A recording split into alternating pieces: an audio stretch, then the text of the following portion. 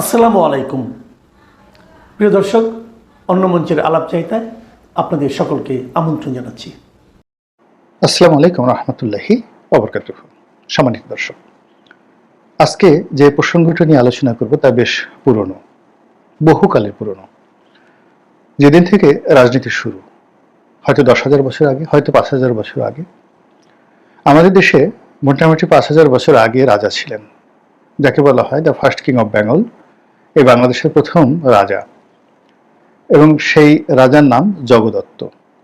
মহাভারতের যে যুগ, সেই যুগে বাংলাদেশের রাজা ছিলেন জগদত্ত, এবং তিনি সশূন্যে মহাভারতের যুদ্ধে অংশগ্রহণ করেছিলেন। এবং দুর্ভাগ্যজনক হলেও সত্যি যে বাঙালির প্রথম রাজা সিদ্ধান্ত নিতে ভুল করেছিলেন, এবং সেই ভুল করতে গিয়ে তিনি মহাভারতের যে দুটো পক্ষ, পাণ্ডব এবং কৌরব, আপনারা জানেন যে পাণ্ডবরা জয়ী হয়েছিল, কৌরবরা পরাজিত হয়েছিল। বাংলাদেশের রাজা জগদত্ত কৌরবদের পক্ষে অংশগ্রহণ করেছিলেন এবং সশূন্যে তিনি নিজে এবং তার সকল সৈন্যবাহিনী সহ তিনি যুদ্ধক্ষেত্রে মারা গিয়েছিলেন। তারপর হয়তো 1000 বছর চলে গেছে, বাংলাদেশে কোনো রাজার সন্ধান আমরা এরপরে পাই না 1000 বছর ধরে।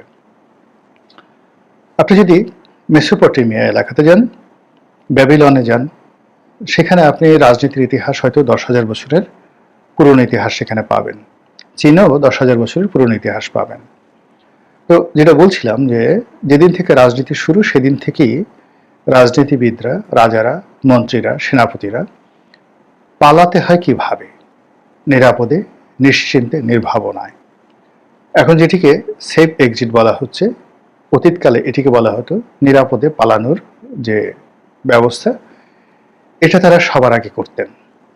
এবং যুদ্ধে জয়লাভ করা যতটা গুরুত্বপূর্ণ ছিল, তেমনি যুদ্ধে পরাজিত হওয়ার পরে সর্বনিম্ন ক্ষয়ক্ষতি মোকাবেলা করে, বা একেবারে সর্বনিম্ন ক্ষয়ক্ষতি, মানে সেই ক্ষতির মাধ্যমে এই বিশাল ক্ষতিকে এড়িয়ে নিরাপদে যুদ্ধক্ষেত্র থেকে পালিয়ে আবার যুদ্ধ করার জন্য শক্তি অর্জন, অথবা বাকি জীবন সুখ স্বাচ্ছন্দ্যে বা অ্যাটলিস্ট নিরাপদে কাটানোর জন্য যে কৌশল, এই কৌশল সরকারিভাবে, মানে রাষ্ট্রীয়ভাবে, পলিটিক্যালি এটা শিক্ষা দেওয়া হতো সবাইকে, রাজপ্রাসাদ থেকে শুরু করে সব জায়গাতে। আমি আওয়ামী লীগ জমানাতে বেশ কয়েকবার, অন্তত পক্ষে 8 থেকে 10 বার, একেবারে এই বিষয় ইন ডিটেলস, কখন পালাবেন, কিভাবে পালাবেন, কেন পালাবেন, এই শিরোনামে অনেকগুলো কলাম লিখেছি। নয়াদিগন্তে লিখেছি, বাংলাদেশ প্রতিদিনে লিখেছি। এবং আমি জানতাম যে আওয়ামী লীগের একটা সময় পালাতে হবে। আমার বিশ্বাস যে আওয়ামী লীগের অনেক নেতা সেই লেখাগুলো পড়েছেন, মোরাললেস অনুসরণ করেছেন, মান্য করেছেন।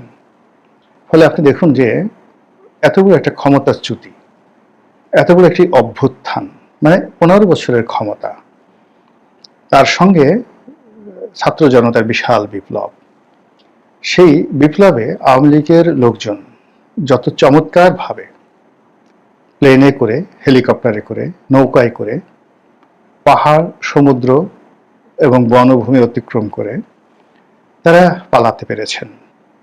ভারতে, নেপালে, ভুটানে, সিঙ্গাপুর, মালয়েশিয়া, দুবাই, পৃথিবীর কোথায় না আছে আওয়ামী লীগের লোকজন এখন গিজ গিজ করছে।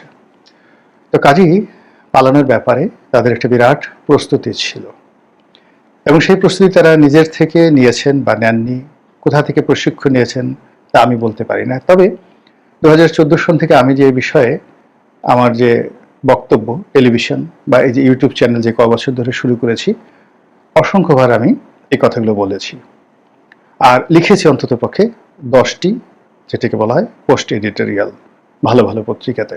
লক্ষ লক্ষ মানুষ সেই জিনিসগুলো পড়েছে। তো আজকেও সেই বিষয়গুলো নিয়ে আলোচনা করব। এই আলোচনার সঙ্গে বর্তমান যারা আছেন তাদের কোনো সংযোগ নেই, এটা একটা জেনারেল আলোচনা। আপনারা হয়তো বলতে পারেন যে এখন তো উপদেষ্টাদের সেফ এক্সিট নিয়ে কথা হচ্ছে, এক গ্রুপ বলছে তারা পালাবেন, আর এক গ্রুপ বলছেন আমরা কখনই পালাবো না, আমরা দেশেই থাকবো। একই কথা ওবায়দুল কাদের সাহেব বলেছেন, শেখ হাসিনাও বলেছেন। রাজনীতিবিদদের জন্য সবচেয়ে সুন্দর, যাকে বলা হয় বিশেষণ, সেটি হলো তারা কথা দিয়ে কথা রাখেন না। আর রাজনীতিতে শেষ বলে কোনো কথা নেই। এখন যারা আছেন তারা যদিও রাজনীতিবিদ নন, কিন্তু যেহেতু তারা পলিটিক্যাল চেয়ারে বসেছেন, কাজেই তাদের পরিণতি এবং তাদের নিয়তি, তাদের কর্মকাণ্ড সবকিছুই পলিটিশিয়ানদের মতোই হবে। তো সেই দিক থেকে অন্য যারা লোকজন আছেন আমাদের দেশে, তারা কথায় কথায় বলার চেষ্টা করছেন যে এরা পালিয়ে যাবে, এরা সেফ এক্সিট খুলছে। এর গ্রুপ বলছেন যে কোনো সেফ এক্সিট হবে না, তাদের সেফ এক্সিট একমাত্র মৃত্যু। মানে তাদেরকে ভালো নির্বাচন দিতে হবে, সুন্দর শান্তিপূর্ণভাবে ক্ষমতা হস্তান্তর করতে হবে, কিন্তু তারা যদি পালাতে যায় তাহলে মৃত্যু ছাড়া তাদের আর কোনো সেফ এক্সিট নেই। এই কথা মানে সার্জিস সাহেবের মতো একেবারে প্রথম সারির যারা এনসিপি নেতা, যারা মাস্টার মাইন্ড আন্দোলনের, যারা বর্তমান সরকারের নিয়োগকর্তা এবং বলতে গেলে সরকারের মালিকুল মুলক, নাউজুবিল্লাহ মিন জালিক। মালিকুল মুলক বলতে আল্লাহকে বোঝায়।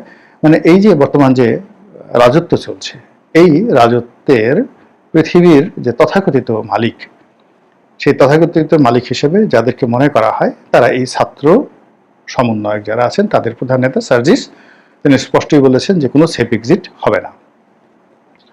আবার যারা উপদেষ্টা রয়েছেন তাদের মধ্যে সিনিয়র যারা উপদেষ্টা রয়েছেন, জুনিয়র, প্রায় সবাই এটা প্রতিক্রিয়া মানে দেখিয়েছেন। জনাব নাহিদ ইসলাম, যিনি এনসিপির সভাপতি, তিনি যখন বললেন যে অনেক উপদেষ্টার ব্যবহারে আমরা অসন্তুষ্ট, অনেকে আমাদের সঙ্গে প্রতারণা করেছেন, অনেকে সম্পদের পাহাড় গড়েছেন এবং তারা সেফ এক্সিটের জন্য প্রাণান্ত চেষ্টা করছেন। এবং এই সেফ এক্সিট বলতে কি বোঝায়, সোজা বাংলায় পালানোর চেষ্টা করছেন।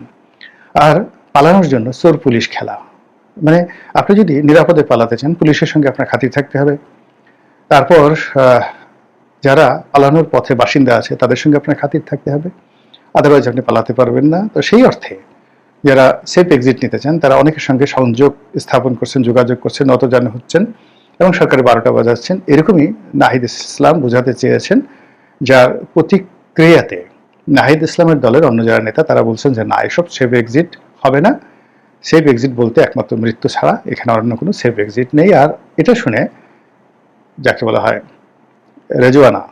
সৈয়দা রেজওয়ানা হাসান, তিনি বেশ প্রতিক্রিয়া দেখিয়েছেন।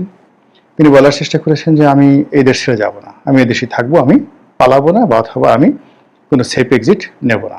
ভালো কথা। তিনি আরও চ্যালেঞ্জ জানিয়েছেন নাহিদ ইসলামকে যে আপনাকে বলতে হবে, নাহিদ ইসলাম বলুন যে কোন কোন উপদেষ্টা সেফ এক্সিট নিতে চাচ্ছেন। এতে গেল রেজওয়ানার কথা।